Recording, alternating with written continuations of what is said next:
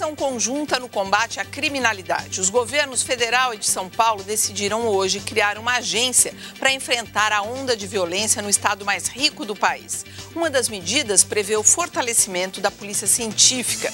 Nesta edição do Jornal da Cultura, vamos explicar os 6 pontos definidos na ação integrada e discutir as vantagens dessa parceria no setor de segurança pública. Veja agora outros assuntos importantes de hoje.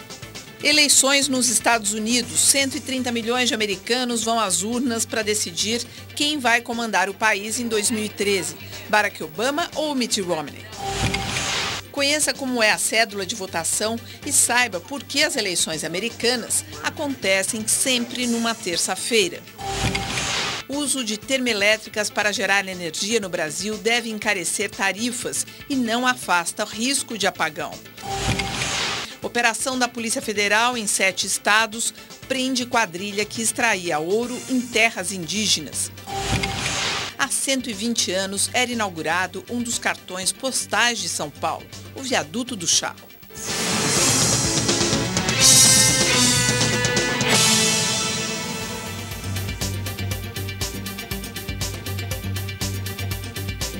Participam do Jornal da Cultura desta terça-feira o filósofo Luiz Felipe Pondé e o cientista político Sérgio Fausto. Eleições presidenciais nos Estados Unidos. Cerca de 130 milhões de americanos foram hoje às urnas. A votação será encerrada às 11 da noite, no horário americano, por volta das 2 da manhã aqui no Brasil. A disputa começou equilibrada entre Barack Obama e Mitt Romney. Em Nova York, no bairro do Queens, os americanos votaram em tendas improvisadas. Em Manhattan, houve tumulto e confusão para encontrar os locais de votação. Este homem andou 5 quarteirões para descobrir o lugar certo e afirmou: "Meu voto é importante, por isso eu caminhei até aqui." Nem o frio congelante de 1 grau afastou os nova-iorquinos. Muitos fizeram fila para escolher o futuro presidente do país. A mesma cena pode ser vista na Flórida e na Virgínia, estados decisivos na eleição.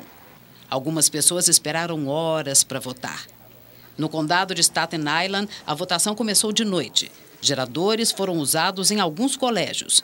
Em outros lugares, lanternas foram a alternativa. Mas o primeiro voto dessas eleições veio de Dixville North, no estado de New Hampshire. Tradicionalmente, a região abre a votação americana à 00:01. Lá, o resultado deu empate. Cada candidato recebeu 5 votos. O republicano Mitt Romney votou em Massachusetts, acompanhado da mulher, Anne. Ele ainda fez campanha eleitoral hoje em 2 estados-chave, Pensilvânia e Ohio. Barack Obama, que tenta a reeleição, tirou o dia de folga. Foi pessoalmente agradecer os correligionários pela campanha. Ele votou há 2 semanas em Chicago. Ontem, no encerramento da campanha, o democrata se emocionou e disse que escolheu Iowa por ser o lugar onde tudo começou. Ao contrário do Brasil, a eleição americana não tem um horário definido. Cada estado tem autonomia para adotar regras e horários, além de acrescentar votações paralelas. Nos Estados Unidos, existem os votos por correio, internet, antecipado e na urna. A votação oficial para presidente acontece sempre às terças-feiras. É uma tradição. A primeira terça-feira do mês de novembro é a data oficial das eleições americanas desde 1845. Na época, os Estados Unidos eram uma nação agrária. Os fazendeiros precisavam de tempo para se deslocar até os locais de votação. Como domingo era dia obrigatório de folga e às quartas-feiras dia de mercado, os americanos escolheram a terça-feira. Já foram feitas várias tentativas para mudar a data para final de semana, mas todas fracassaram. O resultado é uma alta abstenção. Dos 200 milhões de eleitores, esse ano é esperado uma desistência de 60 milhões de pessoas. Nesta terça-feira, os americanos também estão votando uma série de medidas estaduais. Ao todo, serão 176 votações paralelas em todo o país. Isso faz com que as cédulas mudem de estado para estado, o que complica a ideia de uma urna eletrônica igual ao Brasil. Em Maryland, por exemplo, Além dos nomes dos candidatos a presidente, a população também vai escolher senadores, representantes do Congresso, cargos locais, como Conselho de Educação, referendos e plebiscitos, que incluem o casamento gay e outros temas. Em algumas regiões, o eleitor chega a passar 5 minutos votando. Califórnia, Flórida e Alabama, com 11 medidas cada um, são os estados que mais usarão essa ferramenta eleitoral americana. Na lista, há temas como racismo, maconha, etiquetas nos alimentos e outros. 31 milhões de eleitores já votaram na chamada eleição antecipada, ou seja, antes da data oficial. 34 dos 50 estados americanos adotaram um sistema que permitiu o voto por correio, pela internet ou na urna. Mas a apuração só começa após o encerramento da eleição. Os últimos estados a encerrar a votação são a Califórnia, Havaí e Alasca, por volta das 3 da manhã, horário de Brasília. Olha essa informação aqui, um eleitor do estado da Pensilvânia flagrou uma urna eletrônica mudando o voto. Olha, a imagem aí é uma imagem do YouTube mostrando que estava vendo, então, a mudança de voto do Barack Obama para o Mitt Romney. O eleitor gravou a fraude e postou o vídeo no YouTube. A urna foi retirada e substituída. Agora, existe um excesso de confiança na pessoa que vai lá para votar? Nesse caso aí é uma atitude que até a gente tem mais informações sobre essa apuração dessa notícia que a gente não sabe exatamente. Mas existe um excesso de confiança em quem entra na urna para votar? Como que é feita a identificação? Acho que tem duas relíquias na democracia americana que remetem, digamos, à fundação do Estado americano e expressam essa característica de um país claramente federativo. Uma delas é a organização eleitoral. Os procedimentos eleitorais é uma matéria dos estados. Cada um decide e organiza a seu modo. Então, existe uma enorme diferença, uma enorme discrepância e alguns mecanismos são mecanismos vulneráveis, como ficou comprovado na eleição de 2000, quando Bush se elegeu em condições até hoje não inteiramente esclarecidas. Há ainda o fato de que não é uma eleição propriamente nacional pelo voto direto. Elegem-se delegados pelos estados. Cada estado, em conformidade com o seu número de eleitores, tem um número de delegados que compõem o colégio eleitoral e o colégio eleitoral que elege o presidente. Isso é uma característica curiosa, peculiar da democracia americana. Me parece que problemas nos procedimentos eleitorais e a hipótese de que se repitam com mais frequência em eleições apertadas, uma situação em que quem ganha no voto popular não ganha no colégio eleitoral, aconteceu em 2000, é possível que aconteça agora também, vão criando pressões para que essas relíquias da democracia americana sejam alteradas. Porque a gente vê ali nas imagens, não é, Pondé? Se der até para a gente repetir, assim, como o espaço, o lugar, a sala,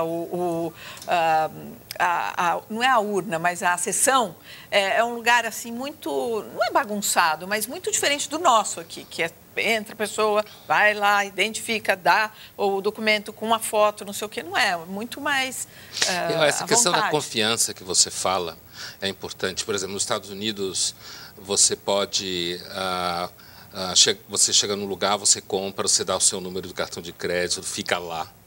Não há dúvida que existe uma relação de confiança maior na sociedade americana, né? Não, só as imagens aí que a gente está mostrando. Você falou. Existe uma situação de confiança na sociedade americana muito maior do que no Brasil. No Brasil, existe uma tendência de uma desconfiança grande, inclusive por conta do Estado sobre você, o controle enorme para garantir que você é você. E a gente sabe que, aprofundando um pouco a questão, sociedades de mercado, capitalismo avançado, quanto menos confiança você tem nas pessoas, pior é o capitalismo. Porque as pessoas compram mais e gastam mais. Não é à toa que você usa expressões como sistema de crédito, né? Quando significa crédito, está relacionado a credere, a crer. Então, eu estou pontuando que uma facilidade. Sim, existe uma confiança maior nas relações nos Estados Unidos. Essa confiança abre para problemas como falava o Sérgio, né? E abre para problemas de como nos Estados Unidos agora introduziram a necessidade de ID com foto, por exemplo, para votar, a identificação com foto, e o Partido Democrata do Obama, por exemplo, não gosta muito disso, porque há suspeitas de que você tem imigrantes legais que votam, e votam. O Partido Democrata detém o voto étnico nos Estados Unidos, como se fala, de grupos étnicos específicos. Então, essa questão da confiança é uma questão nos Estados Unidos que tem dois lados de risco, né? E outra coisa que eu acho interessante que falava o Sérgio, essas relíquias da tradição americana, o chamado pacto mais federativo, que eu pessoalmente acho muito interessante. Explica o que é o pacto federativo. Essa ideia de que os estados têm maior autonomia com relação ao governo central. Isso é um debate muito acirrado nos Estados Unidos. Os americanos acreditam muito que quanto mais o poder está perto de você, menos autoritário ele é. Quanto mais longe ele está e quanto maior a burocracia entre você e ele, maior a possibilidade de ele controlar você, dele ser mais corrupto, dele ser mais autoritário. Que é o que acontece no Brasil. O Brasil é um país de uma democracia que tende a ser bastante totalitária do ponto de vista americano. É interessante assim as pessoas entenderem bem de pertinho do que a gente está falando. É como se aqui a gente tivesse o Rio de Janeiro, São Paulo, a Bahia, completamente são estados absolutamente independentes, mas todo mundo está dentro do mesmo território. Quer dizer, cada um tem as suas próprias leis, as suas próprias regras. É isso, não é? Aqui tem pouco, né? Você tem direito penal, é um tema nacional no Brasil. Direito penal é um tema estadual nos Estados Unidos. É isso aí. Direito eleitoral é um tema estadual nos Estados Unidos. Tem vantagens e tem desvantagens nesse processo. Eu acho que, no caso do mecanismo de eleição via colégio eleitoral, veja, os estados já estão devidamente representados no Senado americano como estão aqui. Todos eles, independentemente do seu número de eleitores, têm o mesmo número de representantes no Senado. Essa discrepância potencial entre o voto eleitoral e o voto no colégio eleitoral, eu acho que de alguma maneira subverte a regra da democracia de que cada voto na eleição presidencial tem o mesmo peso. E aí o critério é o voto de cada um dos cidadãos. Eu acho que, desse ponto de vista, a democracia americana é criticável. E o Oscar diz aqui, lá eles podem filmar a urna para ver se tem fraude. Aqui não se pode filmar. Como vão saber se tem fraude? Nossa. Eu acho que os mecanismos... Sim. Se lá pode filmar, está dizendo, a gente mostrou aí as imagens. Se tem uma área na qual o Brasil, ao se comparar com os Estados Unidos, se sai melhor, é na organização das suas eleições. Acho que existe a hipótese teórica de fraude na urna eletrônica. Mas eu acho que o sistema se comprovou muito robusto e quase invulnerável a isso. Em comparação nos Estados Unidos, a quantidade de problemas e de impactos decisivos em eleições presidenciais não recomenda o sistema adotado nos Estados Unidos. Olha, e o Gerson fala assim, a imprensa americana dá tanta importância à eleição presidencial brasileira, qual a razão dessa submissão? Não é bem a submissão, eu acho que é importante. Olha, a gente mostra essa próxima matéria. A importância da eleição americana. Por que a gente está tão... Eu voto em Roma. Como não dá se ele está perguntando, deve ser a dúvida de muita gente. A gente vai para essa próxima matéria, que em parte responde à pergunta do Gerson, e aí a gente volta a falar mais sobre esse assunto. Muitos se perguntam por quanto tempo os Estados Unidos vão carregar o título do país mais poderoso. A China começa a incomodar, mas ainda tem um longo caminho a percorrer até alcançar os números da nação americana. Atenção! O Jornal da Cultura compara. Começa pelo PIB, o Produto Interno Bruto, resultado de todos os bens e serviços produzidos por um país. O dos Estados Unidos é de 15 trilhões de dólares. A China alcança metade, 7 trilhões e 700 milhões de dólares. Os Estados Unidos têm o exército mais bem equipado e treinado do planeta. São armas com tecnologia avançada. O joystick substitui o soldado em campo e acha o inimigo onde ele estiver.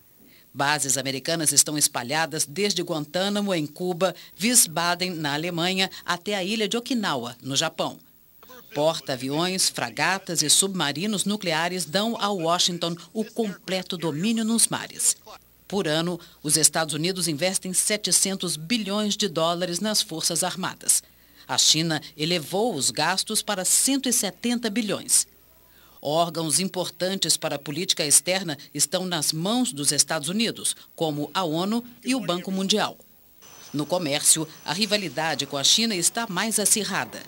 No ano passado, os Estados Unidos gastaram 2 trilhões e 200 milhões de dólares em importações, enquanto as exportações alcançaram 1 trilhão 480 milhões de dólares, déficit de 634 bilhões. Na China, as importações e as exportações no ano passado somaram 3 trilhões 642 milhões de dólares. A diferença é o superávit de 155 bilhões de dólares. Educação e pesquisa são outros fatores importantes para demonstrar a riqueza de um país. E, nesse aspecto, os Estados Unidos revelam forte liderança. 6 universidades americanas estão entre as 10 melhores do mundo, sendo a Universidade de Harvard a primeira no ranking. A Universidade de Pequim aparece na 44ª colocação. Os Estados Unidos conquistaram 337 prêmios Nobel, os mais recentes este ano nas categorias Química, Economia e Física, dividido com a França. A China, por sua vez, tem 8 vencedores.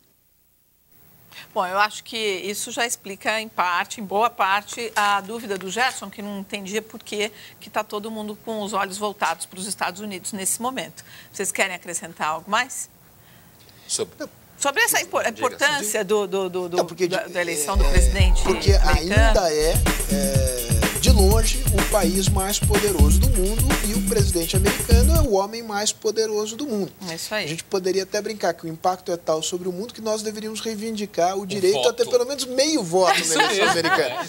Agora, a propósito do que você está dizendo, o que foi feita até uma pesquisa que chama Global, não sei o quê, que mostra um pouco qual é a tendência das eleições, se ela estivesse acontecendo ali na Europa, até mesmo no Brasil e tudo mais. E o Obama ganha disparado, não é isso? Com exceção de Israel. Com exceção de Israel, que o dá Obama o ganha por larga margem na Europa, ganha no Brasil, ganha na América Latina em geral, né? E tal. 2008 ele também vencia, apesar de que é uma outra situação. 2008 a eleição estava muito mais... O Obama tinha a favor dele. O fato de estar mais ou menos empatada em termos de pesquisa, é de alguma forma já uma coisa ruim para o Obama. Por quê? Porque ele estava no poder, Porque ele estava no poder e porque até o primeiro debate ele dispunha de uma situação um pouco mais tranquila.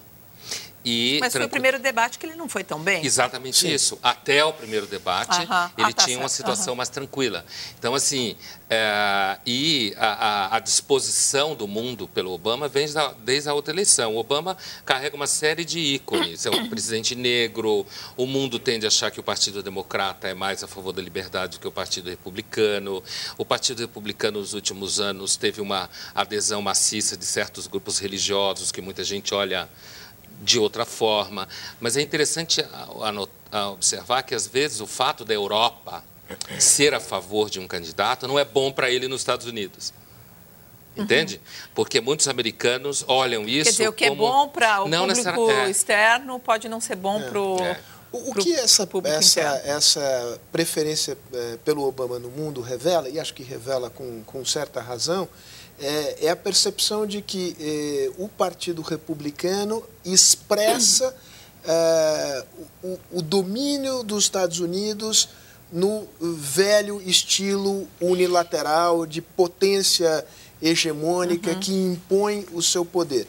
E encontram no Obama uma versão mais suave desse poder, que tem uma compreensão de um lado mais realista do mundo, mais sofisticada, e a percepção de que hoje os Estados Unidos, mesmo querendo, não são capazes mais de impor a sua vontade ao mundo. Só uma explicação que talvez vocês possam dar para o Enio, que ele pergunta o seguinte: qual a ligação do Mitt Romney com Israel, se é que há uma ligação? Tem de duas ordens. Tem uma ligação pessoal dele com o Benjamin Netanyahu, né, de conhecimento pessoal. Além disso, o que é o primeiro-ministro? Além disso, é curioso isso, as pessoas em geral imaginam que são os judeus americanos que apoiam políticas mais duras em relação aos árabes e por isso aderem ao Partido Republicano. Não é isto. A maioria dos judeus americanos... Mas existe essa leitura, essa interpretação. Mas ela é equivocada. Na verdade é o seguinte, uma base eleitoral importante do Partido Republicano é formada por evangélicos. Os evangélicos têm uma leitura da Bíblia que aponta na direção da ideia de que a luta contra o anticristo se dará onde hoje é o território de Israel.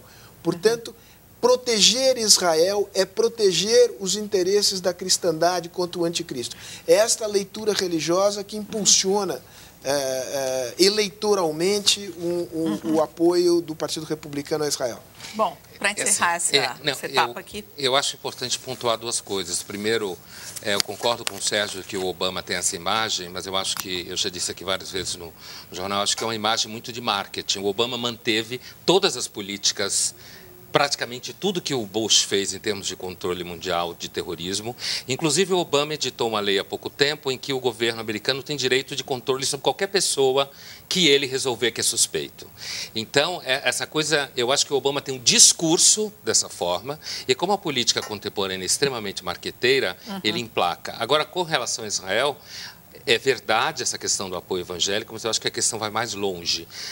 O Obama tende a levar uma certa paralisação com relação ao conflito dentro de Israel, no Oriente Médio, inclusive com relação ao Irã. A política do Obama tem de ser parecida um pouco com a do Chamberlain na Segunda Guerra Mundial. E eu discordo. Pode falar ou não? Gente, é o seguinte, nós temos muita notícia aqui no jornal. Depois, se sobrar tempo, vocês falam mais um pouco aí, porque tem... só para encerrar esse assunto dos Estados Unidos... Espera, gente. Nós conversamos agora há pouco por telefone com a jornalista brasileira naturalizada americana, que é a Miriam Araújo Donald. Ela mora em Nova York e enfrentou uma fila enorme para votar. Eu moro aqui há quase 21 anos e eu... Sinceramente, é a primeira vez que eu vou votar. Eu nunca tive interesse de votar antes.